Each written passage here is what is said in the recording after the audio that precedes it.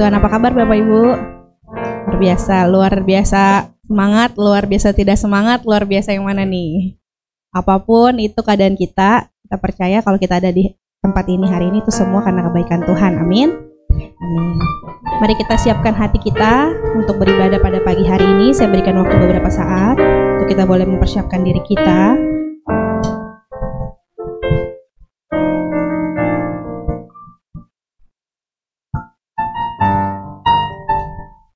Yang handphonenya belum di silent, mungkin boleh di silent dulu. Mari kita fokuskan hati dan pikiran kita untuk beribadah pada Tuhan pada pagi hari ini.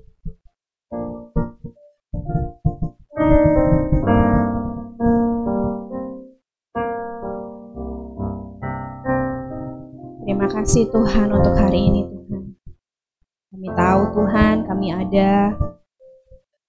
boleh ada di tempat ini itu semua hanya karena kebaikan-Mu Tuhan. Oleh sebab itu Tuhan, kami mau menaikkan puji-pujian untuk hormat kemuliaan nama-Mu.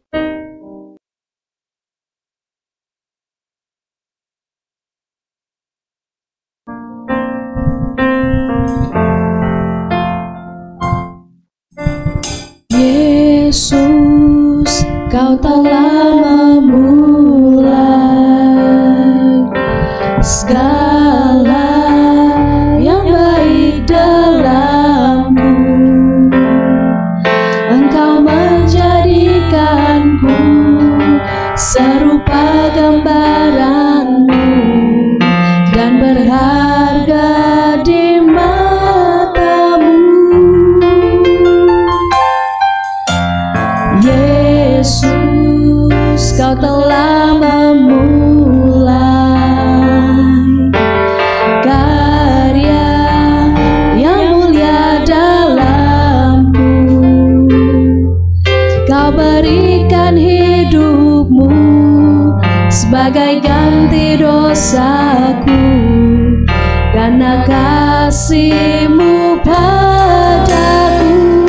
Oleh sebab itu kami mau memuji-Mu Tuhan. Sekarang ku memuji-Mu, Allah yang setia, yang tak pernah meninggalkan perbuatan tangan-Mu. Sekarang ku menyembah-Mu, Allah yang mulia, sempurnakan segenap hidup agar indah bagi-Mu. Katakan sekali lagi, Yesus, Kau telah memulai segala sesuatu yang baik dalam hidup kami. Yesus, Kau telah memulai segala yang baik dalamku. Engkau menjadikanku serupa gambaran-Mu dan berharga di mata-Mu.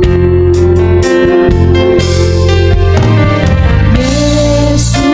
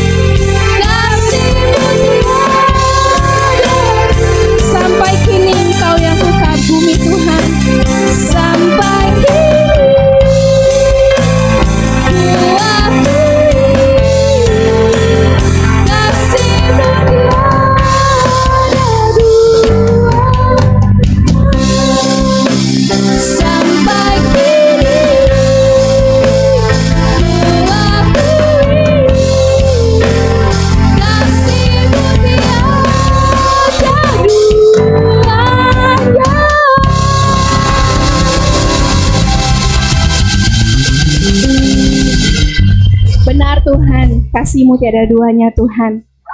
Terima kasih Tuhan untuk kasih-Mu yang luar biasa dalam hidup kami Tuhan. Kami boleh hidup, kami boleh menikmati kasih-Mu, itu semua hanya karena anugerah-Mu Tuhan. Terima kasih juga untuk kesempatan beribadah pada pagi hari ini Tuhan. Kami tahu, kami yakin, dan kami percaya itu semua hanya karena kebaikan-Mu. Oleh sebab itu Tuhan, kami mau menyerahkan hidup kami sepenuhnya dalam ibadah pada hari ini Tuhan. Tuhan yang beracara, Tuhan yang memimpin, Tuhan yang menyucikan dan menguduskan setiap kami. Terima kasih Tuhan Yesus, kami buka ibadah ini dalam nama Tuhan Yesus. Kami sudah berdoa dan mengucap syukur. Mari semua berkata, amin. Sekali lagi shalom. Puji Tuhan, boleh kasih salam ke kanan kiri. Ucapkan selamat pagi, selamat beribadah.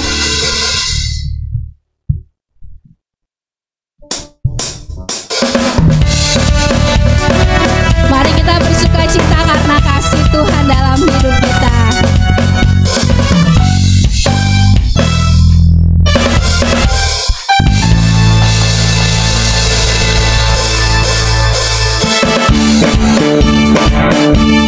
Ayo yang mau goyang boleh. Mari kita tepuk tangan buat Tuhan kita.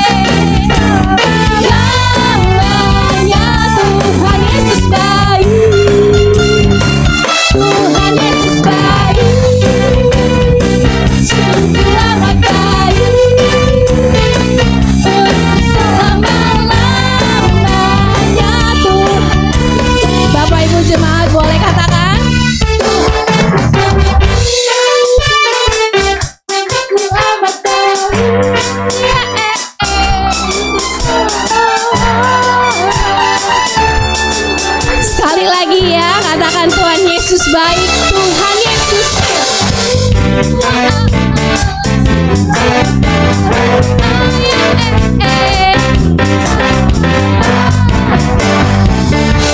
Sama-sama katakan Tuhan Yesus baik.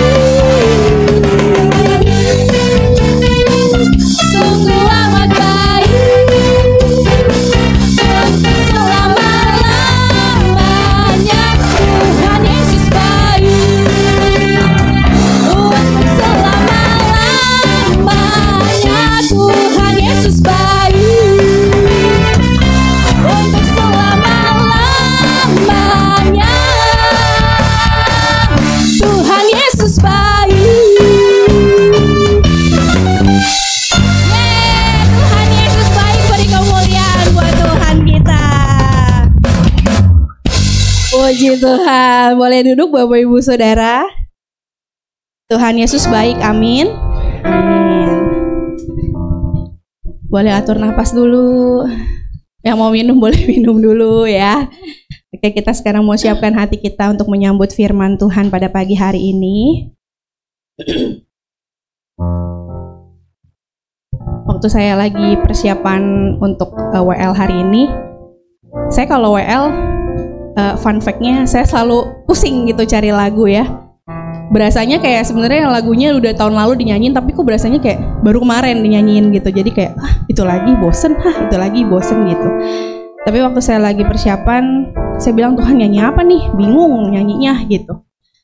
Terus saya kan suka scrolling TikTok gitu ya. Nah FYP saya biasanya tuh kita punya TikTok algoritmanya adalah hal-hal yang kita memang suka cari atau kita suka tonton gitu. Jadi biasanya FYP saya isinya kalau nggak traveling, makan, sama masak itu. Biasanya algoritmanya tuh FYP saya isinya itu gitu. Tapi waktu saya lagi pusing-pusing itu cari lagu, keluar lagu ini. Terus waktu keluar lagu itu, waktu saya denger, saya nangis gitu karena menurut saya lagu ini sangat menguatkan gitu. Tuhan bilang kita tuh seringkali kayak Tuhan kayaknya nggak nyampe nih besok, kayaknya tahun ini nggak bisa lewat deh. Pasti kita sering ngerasa gitu ya. Masalah-masalah yang saya nggak tahu mungkin kecil, mungkin besar gitu. Tapi seringkali kita tuh merasa, kalau kata suami saya bilang kayak ateis praktis gitu. Kita percaya punya Tuhan, tapi kelakuan kita kayak nggak punya Tuhan gitu. Seringkali kita khawatir dalam hidup kita gitu. Jadi lagu ini cukup memberkati saya. Lagu ini bilang, coba kamu pikirin. Waktu kamu pikirin kebaikan Tuhan, kamu pernah kekurangan nggak? Enggak. Saya bilang sama Tuhan.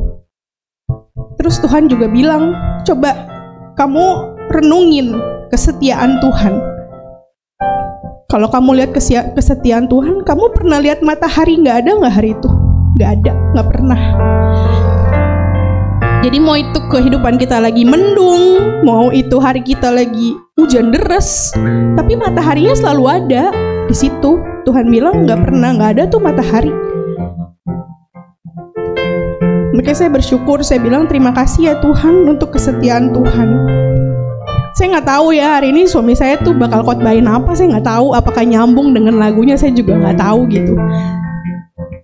Tapi karena lagu ini sangat memberkati saya, nah saya yakin Tuhan juga taruh itu dalam hati saya, dan saya juga berharap lagu ini bisa menjadi berkat bagi Bapak Ibu Saudara.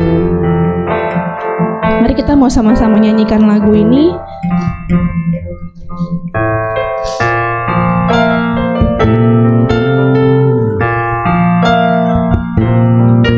Kita mau amini setiap liriknya sehingga lagu ini juga boleh menjadi berkat bagi kita.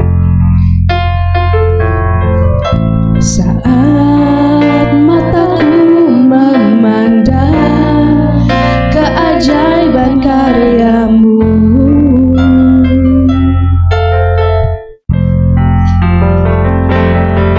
sungguh siapakah aku ini yang Engkau hargai dan cintai.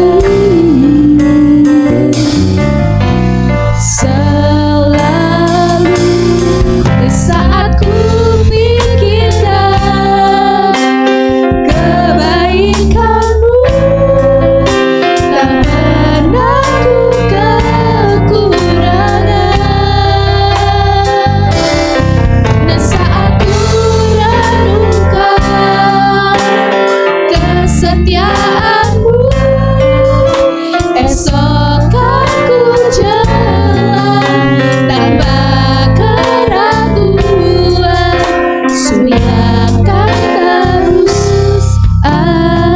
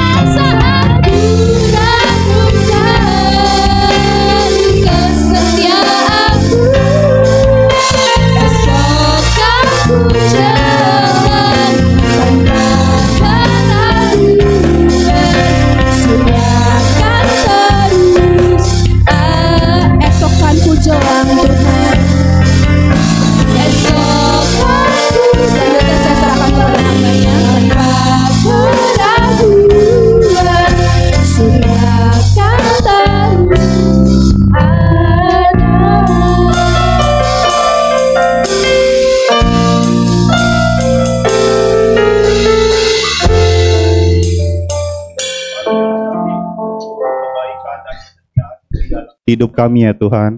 Kami sungguh bersyukur untuk hal itu. Kami sungguh mengucap syukur ya Tuhan.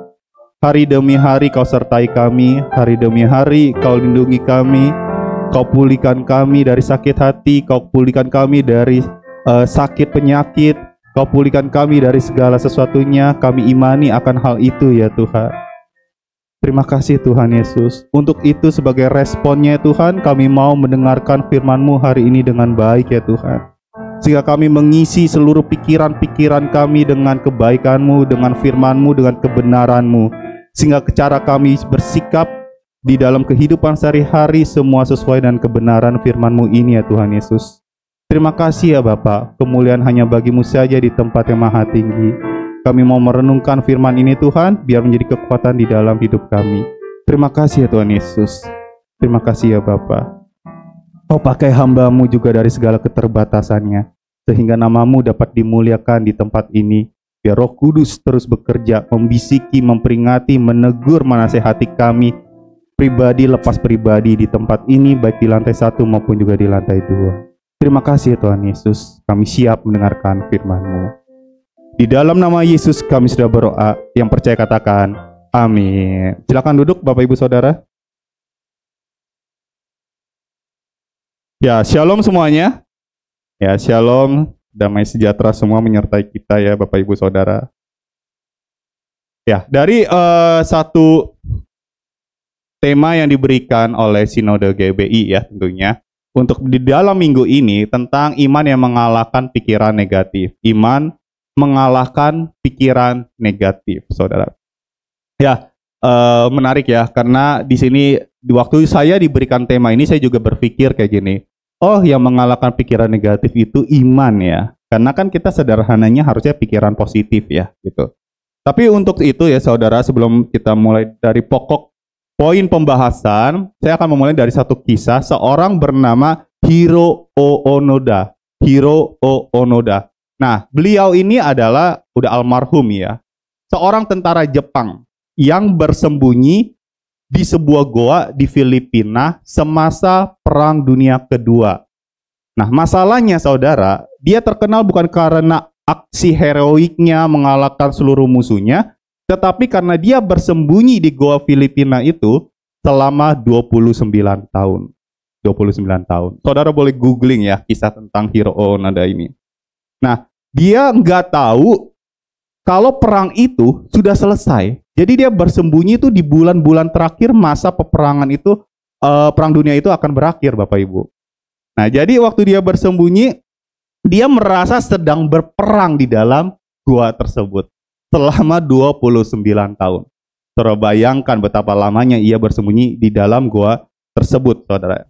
Kemudian banyak orang yang berusaha datang ke gua itu karena tahu tentunya untuk meyakinkan bahwa perang itu sudah selesai, tapi kemudian dia menolaknya, gitu ya, nggak berhasil. Kenapa? Karena setiap kali ada orang yang masuk ke dalam gua itu, dia merasa nyawanya terancam, Saudara. Mungkin dari kisah ini kita bisa kita bisa ambil pelajaran dari berbagai macam perspektif ya. Tapi ada satu hal yang menarik di sini ya. Waktu dia merasa orang lain datang ke dalam gua itu, dia merasa nyawanya terancam. Setiap kali gitu. Sampai satu titik ada mantan jenderalnya ya, waktu dia sedang berperang di Perang Dunia Kedua itu, datang menghampiri dia, meyakinkan dia bahwa perang sudah selesai. Nah, kemudian akhirnya dia percaya, dia pulang, dan dia hidup normal. Dia meninggal usia 91 tahun. 91 tahun. Nah, di sini menarik, 29 tahun ia menghabiskan waktunya di dalam goa. Dia berperang bukan di medan perang, dia berperang di dalam pikirannya. Di dalam goa itu tentu dia diliputi dengan banyak ketakutan atau mungkin ada perasaan-perasaan lainnya yang menyeliputinya Bapak Ibu Saudara. Di mana setiap kali orang datang dia takut, setiap kali orang datang dia takut. Dia nggak sedang berperang.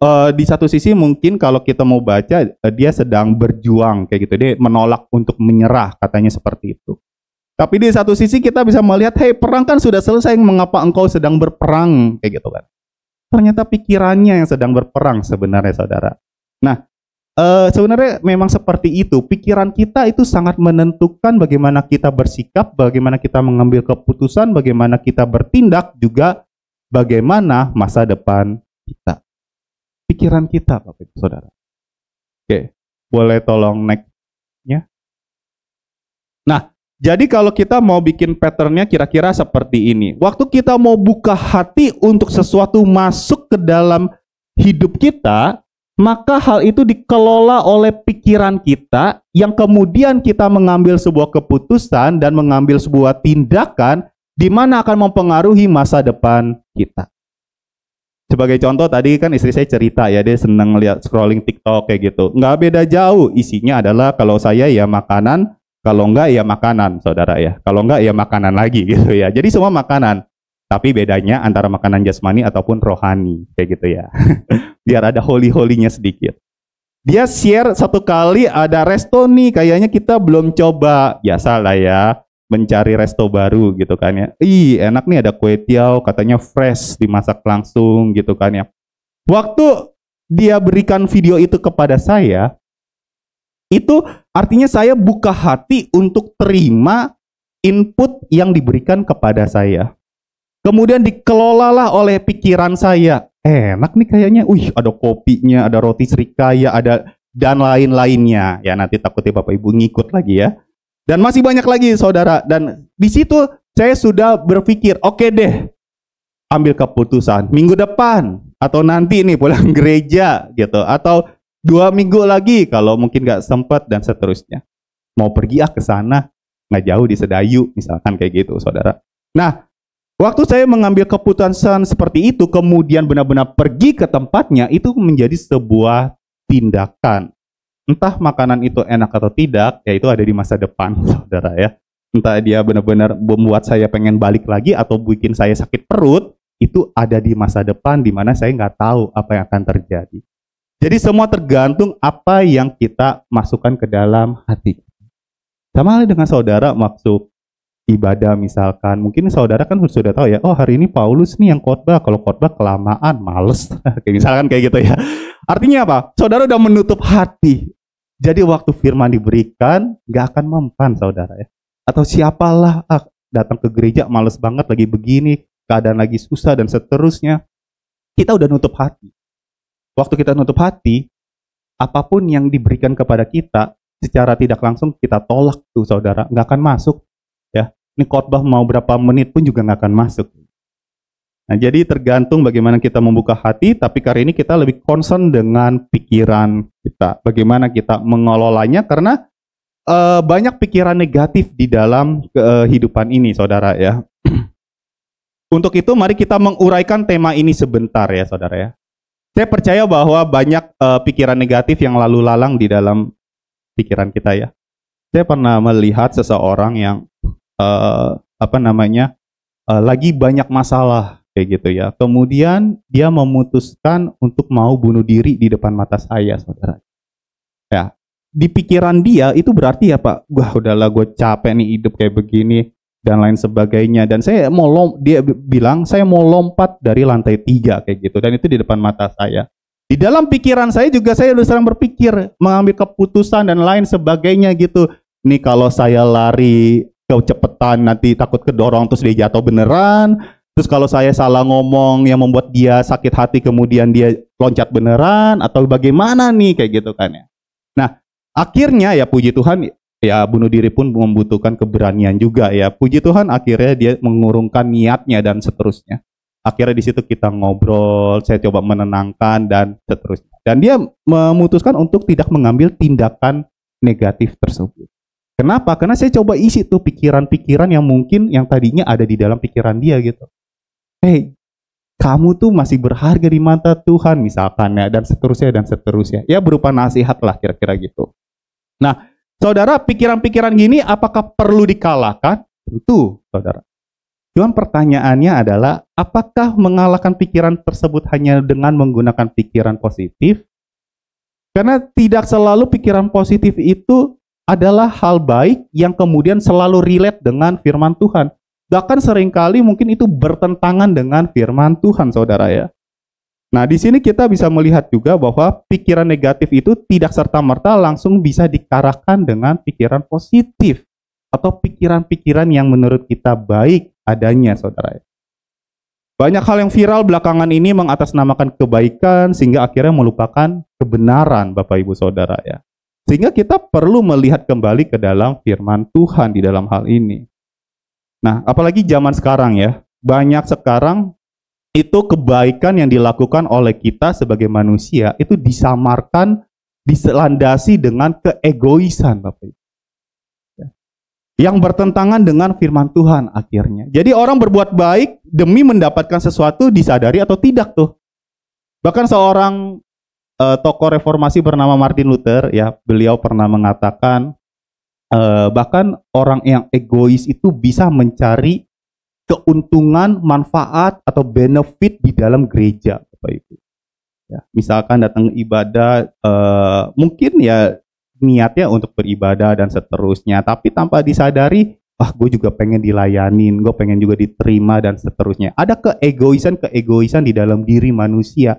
Jadi maksud saya gini saudara, bahwa kebaikan seseorang di zaman sekarang itu seringkali disamarkan dengan keegoisan di dalam dirinya, yang seringkali itu bertentangan dengan firman Tuhan. Ya, sebelum saya masuk lagi, saya kasih satu contoh deh ya. Gerakan zaman baru, New Age Movement. Bapak Ibu Saudara ada yang tahu? Ada yang pernah dengar tentang gerakan New Age Movement ini? Atau gerakan zaman baru? Oke, mungkin saudara nggak pernah dengar, tapi mungkin saudara merasakannya Bapak Ibu Saudara. Kenapa? Karena ajaran-ajaran seperti ini sudah masuk ke dalam dunia sekuler, kantor-kantor, perusahaan, sekolah, dunia kepemimpinan, atau bahkan juga masuk ke dalam gereja, diajari dalam gereja, dan seterusnya. Kenapa? Ini bicara tentang kekuatan berpikir. Saya mau highlight bagian ini lebih dulu, ya. Kenapa? Karena pikiran negatif tidak langsung bisa dikalahkan dengan pikiran positif. Nah, kekuatan pikiran positif itulah yang diajarkan oleh gerakan zaman baru, di mana manusia memiliki keilahian di dalam dirinya sehingga mampu memvisualisasikan sesuatu apa yang diinginkannya sehingga dapat dicapai. Sebenarnya sampai saat itu kalau dia berhenti sih saya setuju-setuju aja. Karena saya percaya waktu kita diciptakan, Tuhan menghembuskan nafasnya, ada roh di dalam diri kita. Roh yang di dalam diri kita tuh lebih besar dari saudara. Nah, dan manusia memiliki kemampuan mencipta, ya itu betul adanya gitu kan ya, dimana kita lihat perkembangan zaman, teknologi, AI yang ada zaman sekarang ini ya. Dulu waktu saya masih sekolah belajar komputer, disket itu masih segini gitu ya, gede, kemudian menyusutlah disket itu, seginian lah kurang lebih, lama-lama ada yang namanya flash disk ya. Kalau zaman dulu keterbatasan informasi, akhirnya kita sebut itu USB kayak gitu kan ya. USB, ya, lama-lama sekarang tanpa kabel pun juga bisa mengirim sebuah data dan seterusnya. Nah saudara, dengan perkembangan teknologi yang begitu pesat, kita bisa melihat, ya memang manusia itu memiliki kemampuan yang luar biasa melampaui batas pikiran manusia terkadang saudara. Tapi perlu diingat, New Age Movement ini dasarnya adalah panteisme yang mengatakan segala sesuatunya adalah Allah. Artinya kalau dia bisa berpikir, ia mampu melakukan misalkan doa tumpang tangan di parkiran, mobil orang, ya ini pendeta Asaf minggu lalu udah sempat menyinggung ya tentang hal ini ya. Ditumpang tangan biar mobil ini jadi milikku, padahal ini punya orang lain gitu. Ini kan pengajaran-pengajaran yang sebenarnya tidak tepat dengan kebenaran saudara ya, dengan kebenaran firman Tuhan. Karena apapun yang diinginkan akhirnya ia dapatkan, akhirnya menjadi egois, tapi satu sisi, kalaupun itu tercapai dan memang manusia mampu, ia akan mengandalkan dirinya sendiri. Kekuatan pikirannya, kekuatan dirinya sendiri. Ujung-ujungnya apa? Tidak butuh Tuhan. Nah, kekuatan yang seperti ini yang mengerikan sebenarnya. Kenapa? Karena tanpa disadari kita juga dapati di dalam gereja. Untuk itu perbedaan besar yang signifikan antara kebenaran firman Tuhan atau dengan gerakan zaman baru ini adalah kita tuh lagi ngandelin siapa atau apa. Seperti itu Bapak Ibu Saudara. Tentu kita perlu dengan landasan kebenaran kita mengandalkan Tuhan lebih dari apapun juga. Amin Bapak Ibu Saudara. Karena firman Tuhan juga bilang apa? Terkutuk orang yang mengandalkan manusia, termasuk diri sendiri, termasuk kekuatan berpikirnya. Ya, kalaupun dia mampu menciptakan sesuatu, melakukan sesuatu yang besar dan seterusnya. Jadi kita bisa hati-hati dalam hal ini. Kemudian bagaimana cara kita dapat berpikir positif dengan berlandaskan firman Tuhan sehingga iman kita bisa mengalahkan pikiran-pikiran negatif terhadap diri kita ataupun terhadap orang lain terhadap kita juga gitu saudara, ataupun orang lain terhadap diri kita ya, pikiran orang lain terhadap kita. Nah, untuk menjawab hal ini, mari kita merenungkan satu ayat saja Bapak Ibu Saudara ya. Satu ayat saja. Filipi 4 ayat 8. Yuk kita buka bersama Filipi 4 ayat 8. Ya, saya juga ada di depan ternyata ya. Filipi 4 ayatnya yang ke-8.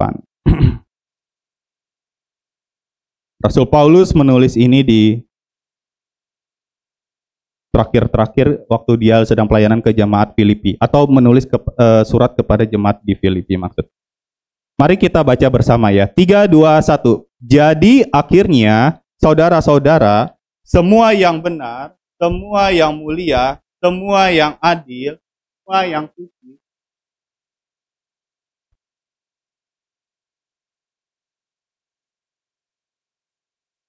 pikirkanlah semuanya itu. Terima kasih, Tuhan Yesus memberkati. Satu ayat cukup lah ya Bapak Ibu Saudara. Ya, cuman poinnya banyak loh itu. Ya, Saudara, Rasul Paulus menjelang akhir suratnya kepada jemaat di Filipi, ia menegaskan kembali untuk mengisi pikiran-pikiran dengan hal-hal yang berpusat kepada Kristus, bukan hanya sekedar baik atau positif, tetapi berpusat kepada Kristus. Yang pertama, pikirkanlah semua yang benar, Saudara ya. Pikirkanlah semua yang benar. Dalam bahasa aslinya ditulis alete, yang bisa memiliki makna jujur, dapat dipercaya, atau bisa dikategorikan gaya hidup orang saleh. Berpikir yang benar dalam hal ini maksudnya berpikir tertuju kepada Kristus sang kebenaran itu sendiri. Saudara, ayat kata ini sama dengan kata yang digunakan dalam Yohanes 14 ayat 6. Kita buka lebih dulu yuk. Yohanes 14 ayat 6 tidak ada di depan ya. Yohanes 14 ayat 6. Kita mau baca bersama lagi. Yohanes 14 ayat 6. Oke, Yohanes 14 ayat yang ke-6. Mari kita baca bersama ya Bapak Ibu. 3, 2, 1. Kata Yesus kepadanya, "Akulah jalan dan kebenaran dan hidup. Tidak ada seorang pun yang datang kepada Bapa kalau tidak melalui aku." Jadi kata benar ini sama. Jelas maksud Rasul Paulus di sini, Saudara. Kita tuh perlu memikirkan segala sesuatunya itu berpusat kepada Kristus sang kebenaran. Jadi kalau landasan kebenaran itu ya firman Tuhan, Bapak Ibu. Karena setiap orang kan pasti memiliki standar kebenaran yang berbeda-beda, tergantung apa yang dia imani, yang dia percayai. Ya, by the way, iman itu kan juga hal yang umum yang juga bisa digunakan oleh orang-orang di luar Kristen ya, kayak gitu. Nah, tentu punya di mana dia komunitas, segala sesuatu yang dipercayai oleh komunitasnya, sangat mungkin dia percayai hal itu, Bapak Ibu. Jadi standar kebenaran orang tuh bisa jadi berbeda-beda, Bapak Ibu. Nah, standar kita apa? Ya kebenaran firman Tuhan, Yesus Kristus itu sendiri, Saudara. Jadi kalau kita memikirkan dengan standar Yesus, maka cara kita bertindak, mengambil sebuah keputusan, menghandle suatu masalah, ya, itu standarnya jelas, yaitu adalah firman Tuhan. Bagaimana kita bersikap, standarnya adalah firman Tuhan. Saudara, jika saudara diperlakukan tidak baik misalkan, ya, diperlakukan tidak adil misalkan, mungkin ada pikiran negatif di dalam diri kita. Pengen gue bales nih, kayak gitu kan ya. Minimal gue katain lah misalkan kayak gitu. Tapi saudara, Alkitab ngajarin apa? Kebenaran ngajarin apa? Ternyata di dalam masalah sekalipun ya, kita tuh bisa tidak berbuat dosa. Contoh Ayub, lidahnya tidak bercela waktu dia tertimpa suatu banyak masalah. Betul ya saudara ya? Lidahnya tidak bercela, dikatakan dia tidak berdosa atas lidahnya, saudara ya. Di sini kita bisa melihat ternyata kita bisa bersikap dengan baik loh, walau mungkin banyak masalah kehidupan sedang menerpa. Selama kita juga mau mengisi segala sesuatunya dengan kebenaran firman Tuhan. Misalkan yang lain, kalau mungkin ada orang yang sedang menjatuhkan kita, atau mungkin mau fitnah kita, mengatakan hal-hal yang buruk lah kepada kita. Itu kan semua, kalau kita melihat kembali kepada kebenaran firman, itu kan kita harusnya bisa menjadi kuat. Kenapa? Karena misalkan saya kasih sebuah ilustrasi ya. Anggaplah sebuah perahu, ini adalah perahu gitu ya, tangan saya ya, saudara. Yang membuat perahu itu tenggelam, apakah air di sekelilingnya? Sebenarnya kan enggak ya. Justru perahu itu bisa mengapung di atas air, di atas lautan bahkan. Jadi yang membuat perahu itu tenggelam bukan air di sekelilingnya, tetapi air yang masuk ke dalam perahu. Sehingga perahu itu tenggelam. Segala sesuatu yang mungkin ada kata-kata yang tidak baik masuk ke dalam diri kita. Kita terima atau enggak kan tergantung kita, saudara. Jadi pilihan dendam, benci, enak, kesel sama orang lain, kemudian kita tenggelam dalam kebencian, itu tergantung kita, Bapak Ibu Saudara. Kita mengandalkan Tuhan untuk melepaskannya, atau jangan-jangan kita memakai kekuatan sendiri, saudara. Nah, jadi sekali lagi, kalau dasarnya kebenaran, maka waktu kita menghandle suatu masalah, kita bisa dengan tepat dan jelas sejalan dengan firman Tuhan. Untuk itu, penting sekali mengisi segala sesuatu dengan firman Tuhan. Membaca firman misalkan, mendengarkan khotbah kemudian, dan seterusnya, saudara. Karena kita perlu tahu apa yang benar dulu, untuk tahu apa yang salah. Dan kita nggak akan pernah tahu apa yang salah kalau kita nggak pernah membaca kebenaran ini, atau memahami, atau bahkan merenungkannya. Amin, Bapak Ibu Saudara. Ya. Jadi standarnya jelas kebenaran firman. Sehingga cara hidup kita, gaya hidup kita, bagaimana kita menghandle suatu masalah, standarnya kebenaran. Kedua, Rasul Paulus bilang, ayo pikirin lagi apa? Semua yang mulia, dikatakan seperti itu ya. Hal yang semna atau hasil akhirnya ya bisa dihormati atau layak dihormati. Saudara, Rasul Paulus juga menggunakan kata yang sama untuk menentukan kriteria diaken. Coba kita lihat dulu yuk. 1 Timotius 3 ayat 8. 1 Timotius 3 ayat 8. Jadi Rasul Paulus ini sedang menentukan kriteria diaken atau pemimpin gereja saat itu. Kira-kira mesti seperti apa sih orang-orangnya? Nah, dia menjabarkan di 1 Timotius 3 ayat 8. Yuk, mari kita baca. 3, 2, 1. Demikian juga diaken-diaken haruslah orang terhormat. Jangan bercabang lidah, jangan penggemar anggur, jangan serakah. Saudara, terima kasih ya. Dari hal ini kita bisa melihat bahwa layak dihormati yang dimaksud dalam tulisan Paulus ini bukan karena masalah jabatan, bukan masalah kedudukan, bukan masalah status ekonomi atau status sosial seseorang. Tapi layak dihormati ini yang perlu dipikirkan orang percaya juga, ini bicara tentang kualitas moral. Kualitas moral, Bapak Ibu Saudara. Dan semua berkaitan dengan sifat seseorang ya. Jangan bercabang lidah, jangan intinya jangan kecanduan sesuatu yang memabukkan ya. Jangan greedy, jangan serakah. Itu kan berkaitan dengan perilaku-perilaku. Jadi supaya orang itu dihormati ya, patut dipuji, maka dia perlu memiliki kualitas moral yang baik gitu kan ya. Kualitas moral yang standarnya dengan kebenaran firman Tuhan.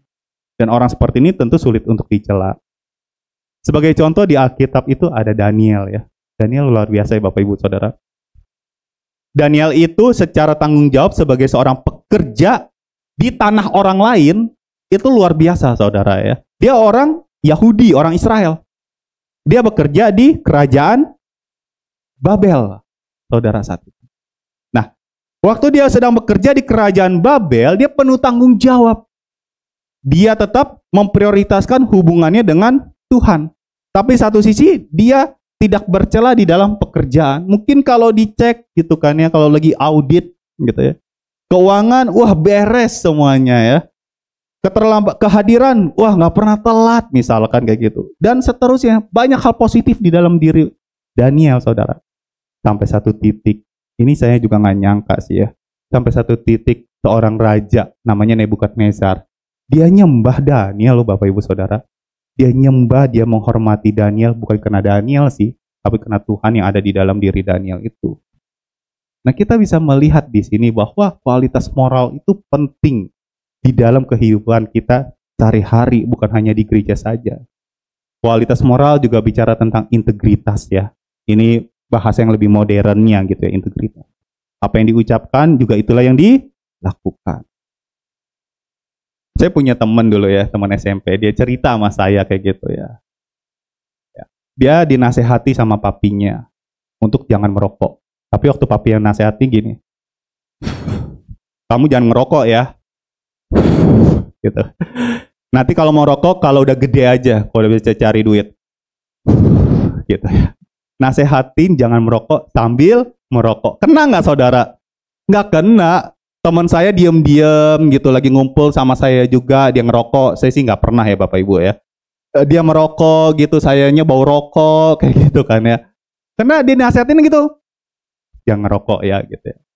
Setiap kali saya juga melihat di apa namanya waktu saya di sekolah gitu mengawasi anak murid gitu ya.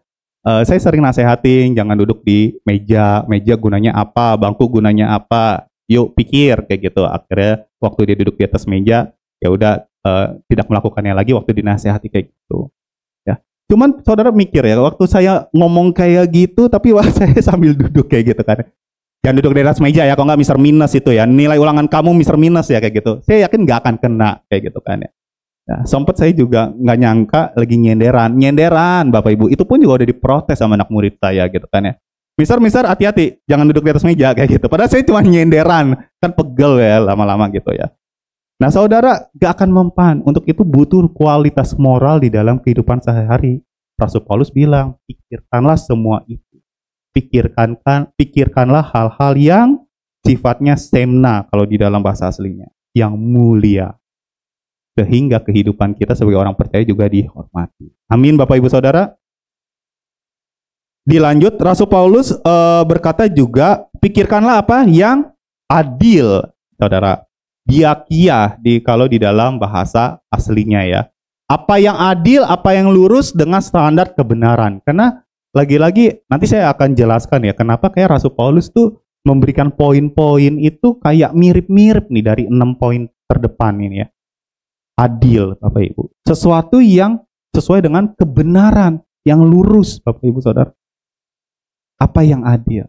Kalau misal kita seorang pimpinan, ya, sebagai seorang atasan misalkan punya asisten rumah tangga atau apa gitu kan, anak buah misalkan, kita juga bisa memikirkan kehidupan mereka, bukan hanya memberikan pekerjaan kepadanya, kira-kira seperti itu. Tanya mungkin, gimana keluargamu, kemarin sakit ya, sakit apa, kenapa bisa seperti itu, dan seterusnya. Jadi apa yang adil ini bicara bukan sama rata ya, karena adil tidak selalu sama rata, tapi bentuk perhatian kita juga kepada hal-hal lainnya gitu. Ya misalkan saya mau kasih contoh istri saya nggak ngomong-ngomong sama dia ya, saudara. Ya istri saya kalau di kafe ya, dia kan sebagai pimpinan juga bisa dibilang kayak gitu kan. Dia punya anak buah lah ya, karyawan kayak gitu kan. Saya mau ilustrasikan ini sebagai 2 kantong ya, saudara. Sebenarnya nggak benar-benar kantong. Dedo menerapkan 2 kantong. Kantong pertama bentuknya adalah sapi ya, celengan Bapak Ibu Saudara. Jadi setiap kali anak-anak terlambat, mereka harus mengisi 5.000 Bapak Ibu Saudara. Nah, itu kan konsekuensi yang mereka harus penuhi kalau terlambat ya. Tapi di satu sisi ternyata dia juga memikirkan kebutuhan hidup karyawannya Saudara ya, anak-anak gitu. Sehingga dia juga menyediakan 1 kantong lagi, toples bentuknya.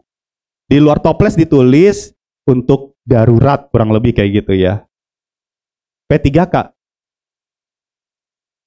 Oh, pertolongan pertama pada kelaparan, P3K. Oh, ternyata itu tulisannya. P3K, pertolongan pertama pada kelaparan kayak gitu ya. Dan diisilah wafer, mie instan, ya semua makanan-makanan yang ada di rumah lah ya, taruh di situ kayak gitu kan. Atau dia bilang kalau kamu juga punya makanan taruh aja di situ. Sehingga juga memperhatikan waktu mereka sedang kelaparan tapi lagi belum gajian. Ya, lagi nggak punya duit untuk beli makanan juga diperhatiin kayak gitu Bapak Ibu Saudara. Itu hal sederhana tapi bersikap adil itu juga penting dalam kehidupan sehari-hari. Nyatanya banyak orang Kristen kecewa zaman sekarang karena ketidakadilan di mana-mana Bapak Ibu Saudara. Untuk itu penting sekali. Maka itu Rasul Paulus juga berkata, pikirkanlah itu. Dan yang keempat, ya saya nggak akan detail banget ya, karena banyak sekali.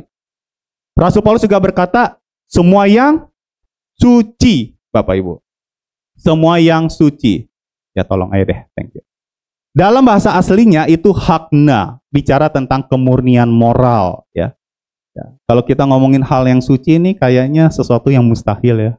Hidup kudus, seperti apa yang firman katakan, seperti itu. Saudara jangan pernah lupa ya, gini. Sejak semula ayat ini ditulis, Rasul Paulus berkata, pikirkanlah itu. Pikirkanlah semua yang benar, semua yang adil, semua yang manis, sedap didengar. Pikirkanlah. Karena kalau kita memikirkan, itu seperti benih yang bisa menghasilkan sebuah tindakan. Jadi banyak orang mungkin berpikir, mustahil lah kita bisa hidup suci. Mustahil lah kita bisa hidup murni, hidup kudus, mustahil. Tapi kalau kita mau memikirkan hal itu terus-menerus, ya, tanpa disadari kita membuang hal-hal yang kemudian bisa memberatkan atau yang bertentangan dengan kebenaran firman Tuhan, Bapak Ibu Saudara. Maka itu Rasul Paulus bilang, pikirkanlah. Sama halnya seperti ini deh ya. Kalau kita menanam benih pohon mangga, hasilnya apa? Buah mangga.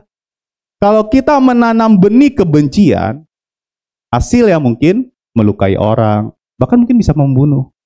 Kalau kita menanam kedengkian, hasilnya apa? Mungkin gosip, kayak gitu ya. Kalau kita menanam apa lagi saudara ya? Menanam pikiran perzinahan di dalam pikiran, saudara ya. Mungkin bisa menghasilkan perselingkuhan.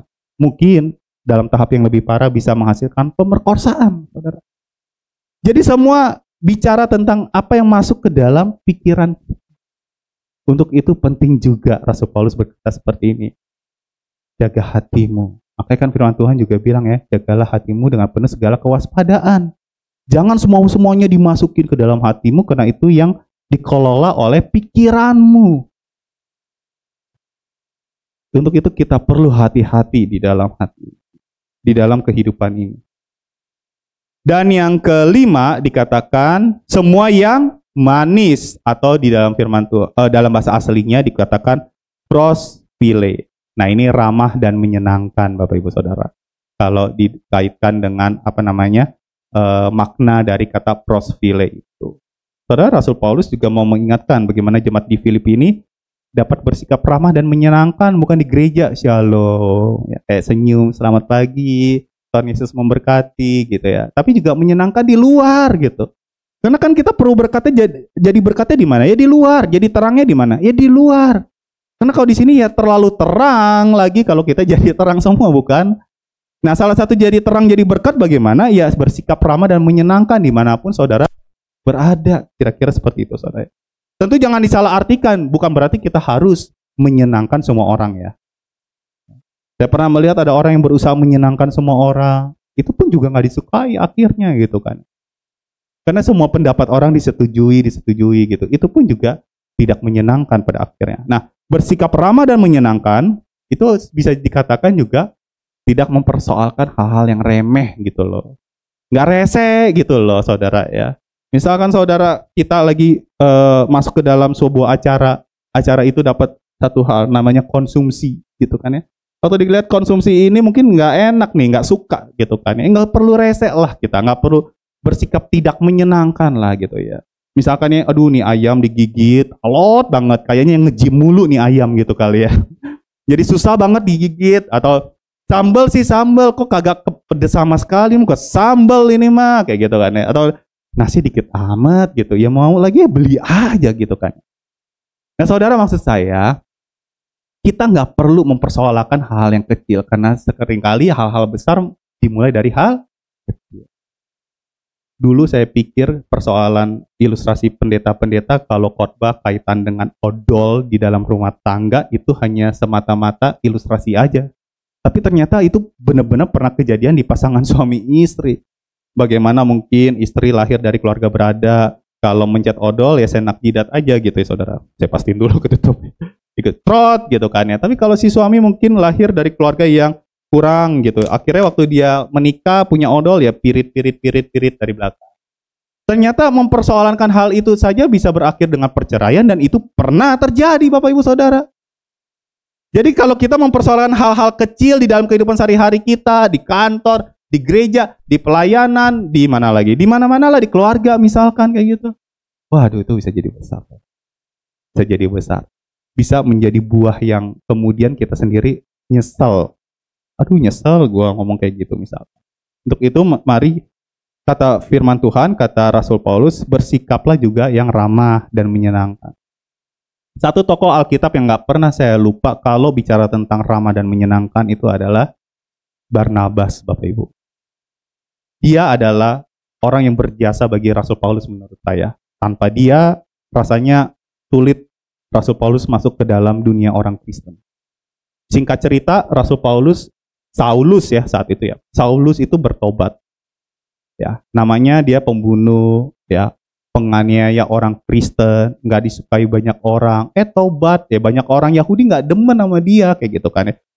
Orang Yahudi nggak demen, orang Kristen pun juga nggak demen sama dia kayak gitu kan ya. Kemudian dia masuk ke dalam perkumpulan rasul-rasul ya, murid-murid Kristus, dan dia nggak disukai Bapak Ibu Saudara.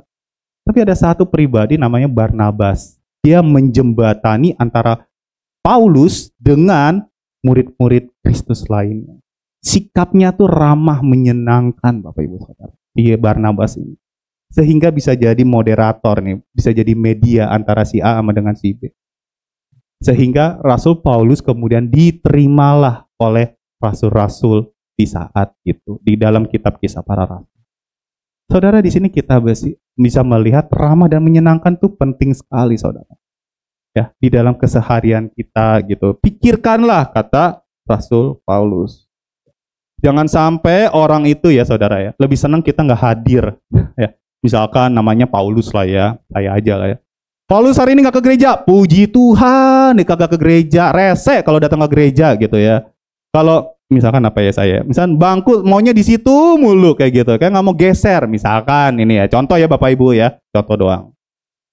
Rese banget gitu ya, jangan sampai ketidakhadiran kita itu malah ditunggu-tunggu gitu kalau bagus, puji Tuhan dia kagak datang gitu ya.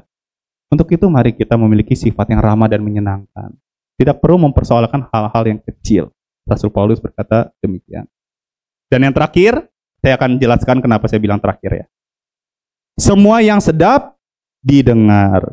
Boleh minta tolong Aldo ya, tolong iringi ya, thank you.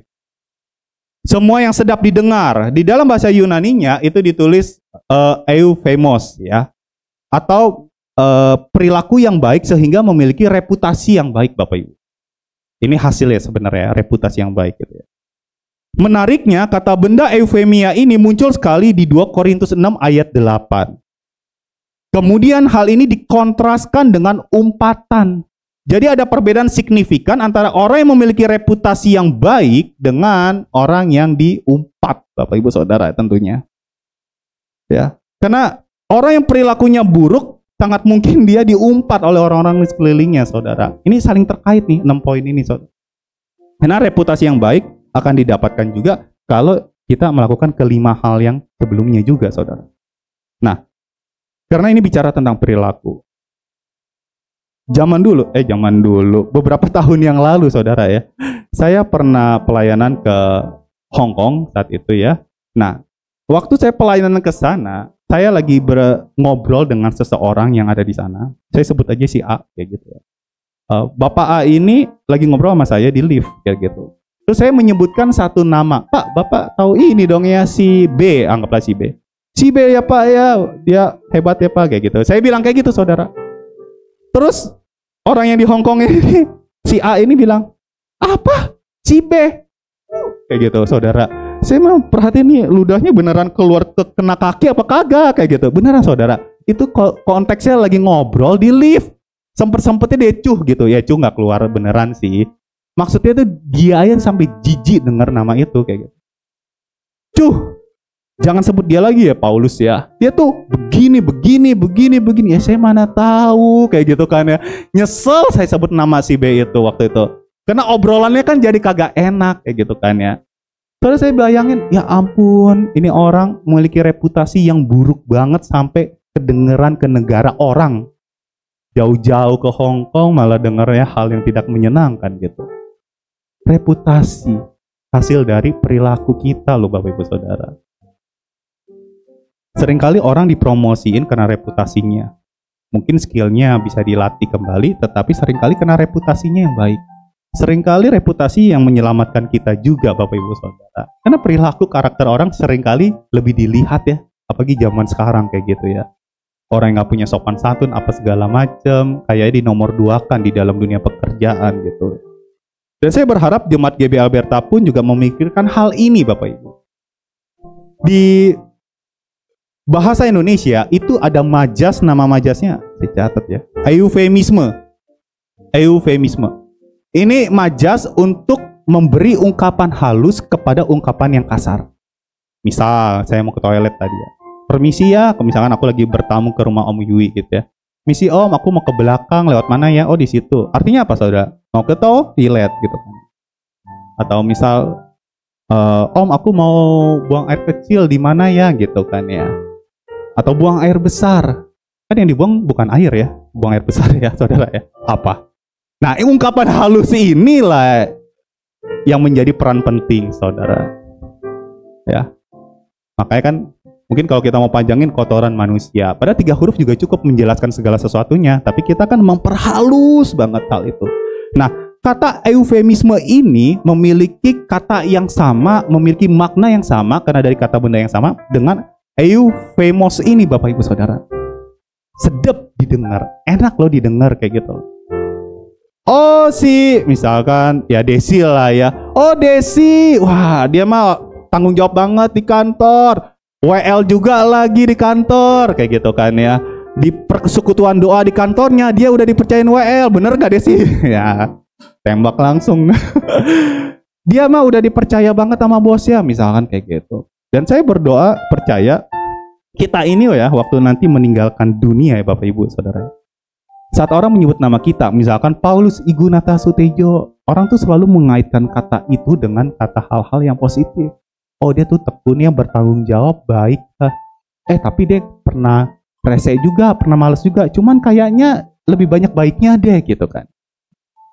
Jadi mungkin dia nggak sempurna gitu, nggak sempurna. Tapi minimal dia berusaha untuk belajar lebih baik lagi. Sehingga sedep gitu loh didengar nama kita. Amin Bapak Ibu Saudara. Memiliki reputasi yang baik. Saya akhiri. Jadi sebenarnya apa yang Rasul Paulus sampaikan di 6 poin yang saya sudah jelaskan tadi, ya, itu juga ditulis di dalam literatur kuno, Bapak Ibu. Maksud saya gini, apa yang ditulis ini juga yang dipelajari oleh orang-orang di luar sana yang nggak percaya. Di dalam kehidupan sehari-hari kan kita juga lihat ya, rasanya hal-hal ini juga diajari deh di agama lain, di kepercayaan lain kayak gitu ya. Tapi ingat, landasan kita adalah kebenaran firman Tuhan. Untuk itu Rasul Paulus daripada 6 poin ini kemudian jadi 7 poin, 8 poin, 10, 30, 40, 50, kemudian khotbah kagak kelar-kelar nih kayak gitu ya saudara. Dalam satu ayat ini dia rangkum dengan 2 kata. Semua yang disebut kebajikan patut dipuji, pikirkanlah itu. Karena kita nggak bisa melakukan segala sesuatu yang ada di dalam sini kalau nggak pernah masuk ke dalam pikiran kita. Pikirkanlah hal itu, sehingga pikiran-pikiran ini yang bisa mengalahkan pikiran negatif. Dengan landasan apa? Kebenaran firman Tuhan. Ya. Slide terakhir. Kata pikirkanlah, Rasul Paulus di akhir kata itu ya, di akhir ayat itu, memiliki makna seperti ini. Menyiratkan suatu proses penalaran yang sifatnya itu terus-menerus dan merupakan suatu prioritas. Maksudnya gini gampangnya. Konsisten. Dilakukannya itu tuh nggak cuma di jam-jam tertentu saja, misalkan semua yang suci, semua yang mulia, oke deh waktu di gereja aja saya pikirin, di luar gereja gue nggak pikirin. Jangan kayak gitu, Rasul Paulus bilang. Pikirkanlah itu konsisten, terus-menerus di setiap saat. Amin Bapak Ibu Saudara. Sehingga pikiran-pikiran ini akan membentuk kita menjadi lebih positif dengan landasan kebenaran. Bukan apa kata orang, bukan apa kata motivator, bukan apa kata siapa-siapapun, tapi apa kata Tuhan melalui firman Tuhan. Jadi landasannya jelas, pikirkanlah itu, pikirkanlah itu. Jika hal ini dilakukan secara konsisten, maka pikiran kita tidak terbiasa tuh mendapat input yang bertentangan dengan firman Tuhan. Pikirkanlah semua yang suci, yang mulia, yang manis, sedap didengar, semuanya yang patut dipuji, yang disebut dengan kebajikan. Kata kebajikan dalam bahasa Yunani-nya itu disebut arete, Bapak Ibu. Arete itu artinya adalah segala sesuatu yang sifatnya unggul, excellent, sempurna. Sulit memang memikirkan hal-hal seperti itu dalam bertingkah laku, bersikap. Tapi tanpa disadari kalau kita sikapnya baik, maka masa depan kita juga pasti baik. Amin Bapak Ibu. Sekali lagi, kalau kita terima input di dalam hati kita, kemudian dikelola oleh pikiran, itu menjadi sebuah keputusan, kemudian bisa menjadi sebuah tindakan. Dan tindakan itulah yang menentukan masa depan kita. Untuk itu jagalah hati kita juga. segala sesuatu apa yang masuk ke dalam hidup kita. Amin. Tuhan Yesus memberkati. Mari kita berdoa.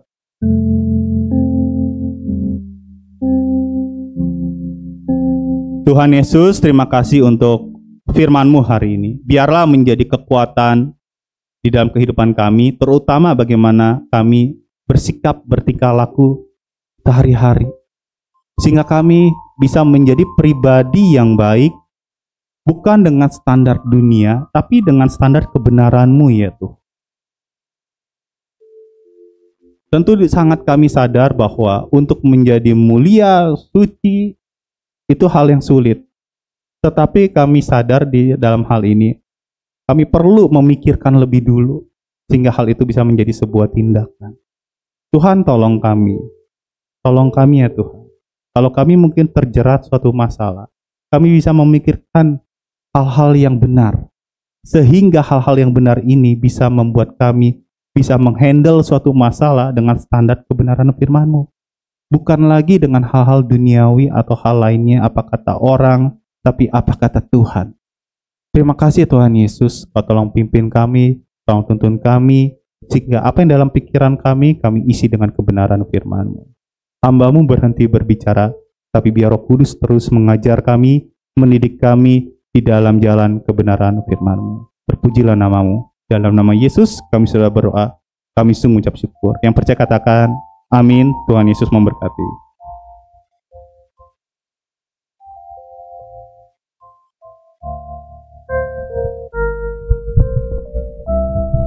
Puji Tuhan, saya percaya kita semua diberkati oleh firman Tuhan, amin. Amin. Atas nama Ibu Gembala dan seluruh jemaat, saya mengucapkan terima kasih kepada pelayanan Bapak Paulus. Tuhan Yesus memberkati Bapak dan istri ya, dengan berkat yang melimpah. Saya nggak mau ketinggalan, kalau berkat harus dapat gitu. Oke, baik, kita akan persiapkan uang persembahan kita pada pagi hari ini. Yang bertugas saya undang untuk maju ke depan. Pada yang membacakan pengumuman juga saya persilahkan.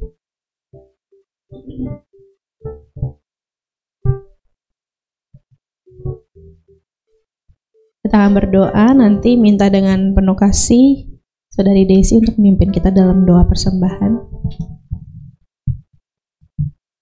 Mari kita berdoa. Tuhan Yesus, kami ucap syukur Tuhan atas anugerah-Mu, kami masih bisa beribadah, mendengarkan firman-Mu Tuhan. Sebentar kami juga akan memberikan persembahan Tuhan. Tuhan tolong pimpin kami Tuhan, supaya kami dapat memberi dengan hati yang penuh sukacita dan tulus, dan semuanya untuk kemuliaan nama-Mu saja ya Tuhan. Kami juga mau berdoa untuk kedua hamba-Mu yang melayani kolektan pada pagi hari ini, Tuhan yang berkati dengan berkat khusus. Hanya dalam nama Tuhan Yesus kami siap memberi. Haleluya, amin.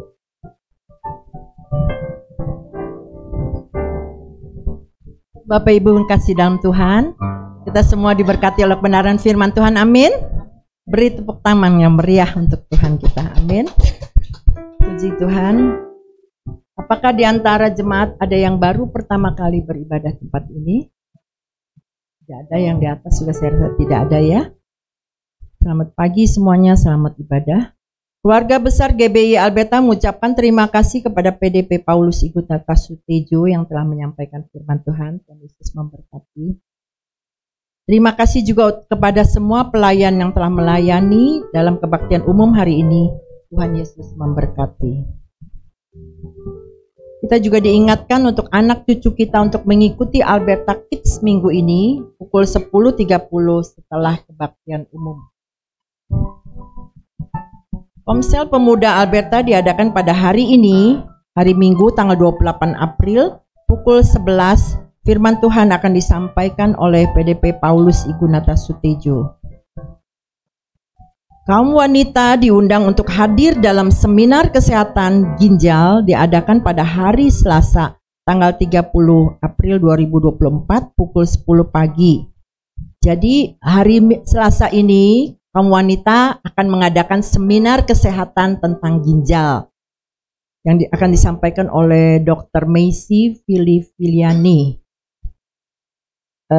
Untuk seminar ini terbuka untuk umum, ya, terbuka untuk umum. Bapak Ibu semua boleh hadir. Mungkin ibu-ibu yang nggak pernah KW datang malu Nah, jangan ya. Jadi seperti tadi pikiran positif, ya. Jadi kita semua hadir itu di ibadah kaum wanita untuk tentang seminar kesehatan.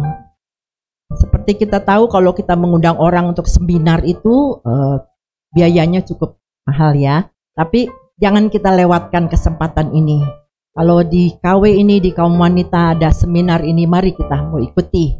Ya mungkin Bapak Ibu yang ada saudara, keluarga atau apapun, teman-teman atau apa, kita ajak ya semuanya. Mungkin juga ada yang mau bertanya tentang masalah ginjal, bisa juga Bapak Ibu boleh bertanya. Mari berdoa bersama dalam benteng doa GBI Alberta setiap hari Jumat pukul 10 pagi. Ini juga terbuka untuk umum. Mari kita mau ajak keluarga, tetangga, teman untuk saling mendoakan dan saling menguatkan melalui doa-doa kita. Kaum muda diajak untuk hadir hari Sabtu sore pukul 18 dalam komunitas Alberta Youth Team. Untuk hari Sabtu ini tanggal 5 Mei, firman Tuhan disampaikan oleh Saudara Adrian Dunggun. Seluruh jemaat juga diundang kembali untuk hadir di kebaktian umum minggu depan, tanggal 5 Mei 2024 pukul 8 pagi. Firman Tuhan akan disampaikan oleh PDP Paulus Gunatasuti. Gak salah ya? Ya, seminggu bersama Paulus. Minggu depan kita kembali menikmati tubuh dan darah Kristus dalam perjamuan kudus. Tubuh dan darah Kristus hanya dapat dinikmati oleh jemaat yang sudah dibaptis air. Jemaat juga berkesempatan untuk mengembalikan perpuluhan yang milik Allah. Diingatkan lagi sekali lagi untuk anak cucu kita juga untuk mengikuti Alberta Kids minggu depan pukul 10.30 setelah kebaktian umum. Kebaktian kenaikan Tuhan Yesus akan diadakan pada hari Kamis tanggal 9 Mei 2024 pukul 10 pagi. Sekali lagi ya, hari Kamis pukul 10 pagi kita akan adakan kebaktian kenaikan Tuhan Yesus. Firman Tuhan akan dilayani oleh Pendeta Junifrius Gultom, disertai dengan perjamuan kudus dan ramah tamah. Jangan kita lewatkan ya, dicatat hari Kamis tanggal 9 Mei jam 10 pagi. Keluarga besar GBI Alberta mengucapkan selamat ulang tahun kepada Saudara Simeon Michel Jakwa, anak EYT ya, tanggal 1 Mei. Keluarga besar GBI Alberta mengucapkan selamat ulang tahun pernikahan kepada Diaken Sadrak Sugiarto dan Ibu Esther Wiwin Astriana Sugiarto tanggal 4 Mei. Selamat anniversary. Yesus memberkati. Jadi makan-makan di mana nih Pak? Di rumah masing-masing ya Pak. Dana diakonia, seluruh jemaat diajak untuk berpartisipasi dalam dana diakonia, baik sebagai donatur rutin atau temporer. Terima kasih kepada para donatur diakonia YXYZ untuk bulan April 500.000, Diaken Yong Puriantini untuk bulan April 100.000, Ibu Ellen Francis Felicia untuk April dan Mei 400.000, dan dana yang sudah terkumpul 6.150.000 rupiah. Tepuk tangan untuk Tuhan Yesus. Biarlah diakona ini kita pergunakan dari kita untuk orang-orang dalam dan juga yang di luar yang membutuhkan ya. Terima kasih untuk persembahannya. Jemaat yang tergerak mendukung acara Kongko dulu yuk melalui makanan, minuman atau dana bisa menghubungi Diaken Lilumin sebagai si konsumsi. Jadi setiap minggu ke-1, ke-3 dan ke-5 setelah ibadah kita adakan acara ngobrol dulu yuk atau kongko dulu di depan. Jadi Bapak Ibu yang mau berpartisipasi untuk makanan, minuman atau dana bisa hubungi Ibu Lumin. Mari tetap dukung gereja kita melalui persembahan atau persepuluhan yang bisa dilakukan melalui kantong kolekte, kantong perpuluhan, atau transfer ke rekening BCA gereja dan scan QRIS yang ditempelkan di kursi-kursi di ruang ibadah, ataupun melalui amplop persembahan yang sudah disediakan. Jangan lupa juga tetap satukan hati berdoa bagi gereja kita Alberta, bangsa negara kita setiap malam pukul 9 malam. Dimanapun kita berada, mari luangkan waktu berdoa sejenak agar pemulihan terjadi bagi gereja dan bangsa kita. Amin. Mari kita ajak dan ingatkan keluarga, saudara, tetangga, dan lain-lain untuk beribadah bersama di gereja Alberta. Kita ajak tetangga, teman, atau keluarga kita. Dan tetaplah ikuti kegiatan-kegiatan gereja kita di GBI Alberta melalui warta digital yang dikirimkan dikirimkan di WA Group GBI Alberta. Ya, sekian pengumuman. Apakah ada tambahan, Bu? Tidak ada, mari kita undang Bapak Ibu berdiri.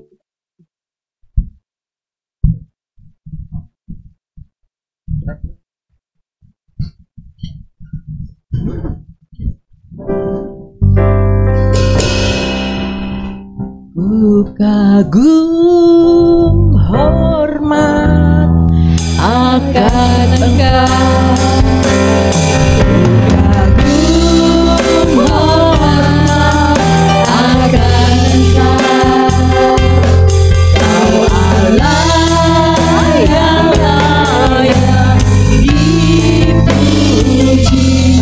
Ku kagum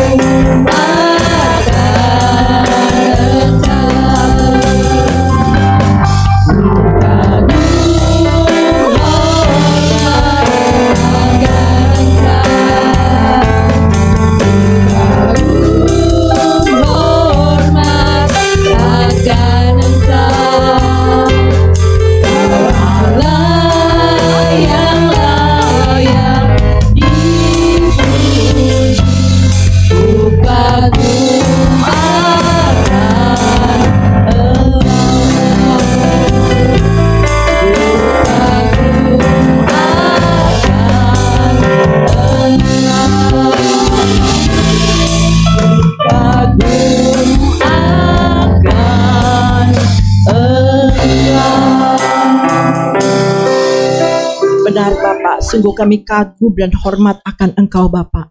Engkau Bapa yang baik, yang dahsyat, Allah luar biasa, yang senantiasa mempedulikan kami, yang tidak pernah membiarkan dan meninggalkan kami. Betapa kami bersyukur, berterima kasih. Kami bahagia menjadi anak-anak-Mu Tuhan. Engkau Allah yang luar biasa. Terima kasih Tuhan buat penyertaan-Mu, penjagaan, pemeliharaan-Mu sempurna atas kami. Kalau kami boleh ada sebagaimana kami ada, kami kuat, kami sehat, kami diberkati, itu semua karena anugerah-Mu, karena kasih sayang-Mu kepada kami Bapa. Terima kasih Tuhan. Terima kasih juga hari ini Engkau sudah hadir di tengah-tengah kami. Engkau sudah menjamah dan melawat setiap kami Bapa. Terima kasih juga untuk kebenaran firman-Mu Tuhan. Kami bersyukur, berterima kasih Tuhan untuk hamba-Mu yang Tuhan sudah kirimkan untuk tempat ini Bapa, untuk memberkati kami lewat kebenaran firman-Mu. Hari ini kami diingatkan untuk iman yang mengalahkan pikiran negatif. Tuhan berkati PD Paulus Tuhan, dimanapun dia melayani, biar nama Tuhan ditinggikan, diagungkan, dan setiap benih yang ditaburkan boleh jatuh di tanah hati yang baik. Banyak jiwa boleh dimenangkan bagi kerajaan-Mu ya Allah. Sebagai pendidik juga Tuhan, untuk anak-anak didiknya biar Tuhan juga berkati, berikan hikmat, pengetahuan yang daripada-Mu, kebijaksanaan, kesabaran, sehingga dia dapat mendidik anak-anak itu menjadi anak-anak yang diberkati dan menjadi kemuliaan bagi Allah. Tuhan Yesus memberkati juga untuk istrinya Ibu Sela Tuhan. Memberkati Tuhan kedua hamba-Mu ini Bapak. Apapun yang menjadi kerinduan cita-citanya, Tuhan yang tahu, Tuhan yang akan berikannya tepat pada waktunya. Terpujilah nama-Mu Tuhan. Terima kasih. Terima kasih untuk kebenaran firman-Mu yang mengingatkan kepada kami semua Tuhan. Untuk kami boleh isi, kendalikan setiap pikiran kami Tuhan ke dalam tangan kasih pimpinan-Mu. Biar hal-hal yang negatif kami usir, patahkan di dalam nama Yesus. Biar hal-hal yang positif yang boleh ada tinggal di dalam kehidupan kami. Semua yang benar, yang mulia, yang adil, yang suci, yang manis, yang sedap didengar, kami pikirkan semuanya itu dan kami lakukan di dalam kehidupan kami Bapak. Biarlah kami mempunyai moralitas, reputasi dan karakter yang baik Tuhan, sehingga kami dimanapun kami ditempatkan, nama Tuhan ditinggikan, diagungkan, dan banyak jiwa boleh dimenangkan bagi kerajaan-Mu. Terima kasih Bapak, terpujilah nama-Mu. Terima kasih juga buat anak-anak-Mu yang melayani pada pagi hari ini Tuhan. Kami yakin dan percaya mereka tidak kehilangan upahnya. Tuhan yang memberkatinya, Tuhan yang mencukupkan segala kebutuhan keperluannya, bahkan keluarganya. Terima kasih Bapak. Terima kasih juga untuk Ibu Gembala Tuhan yang ada bersama-sama dengan kami.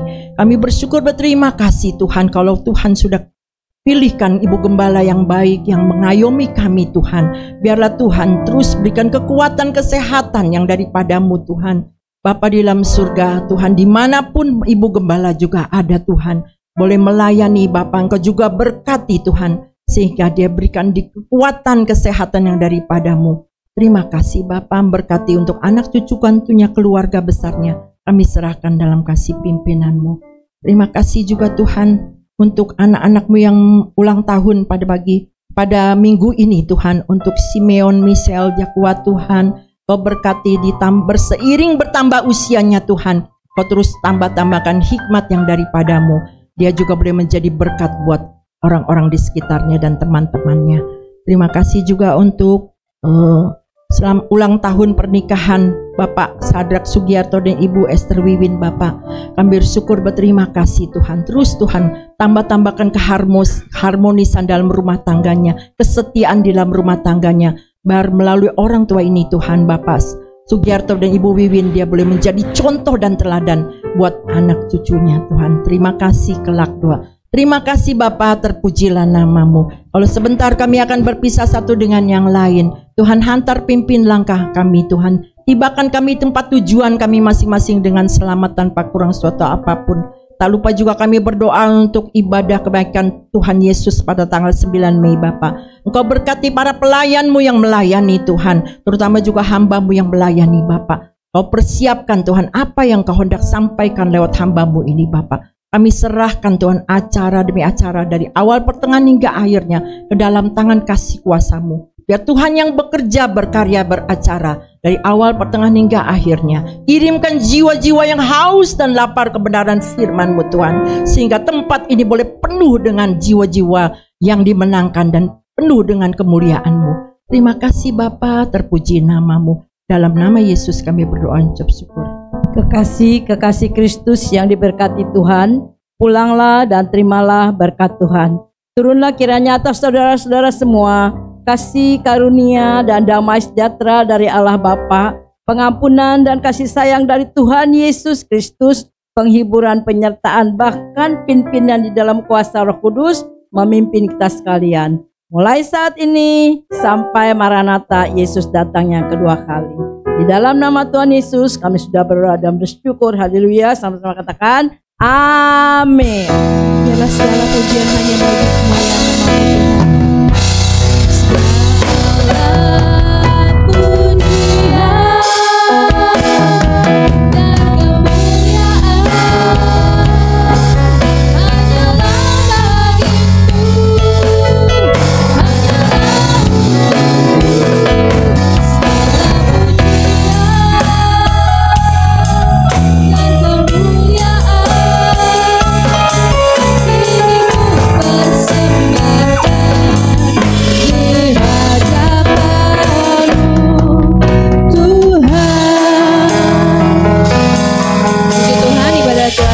Selamat bersaat teduh, selamat pulang, sampai jumpa minggu depan. Tuhan Yesus memberkati.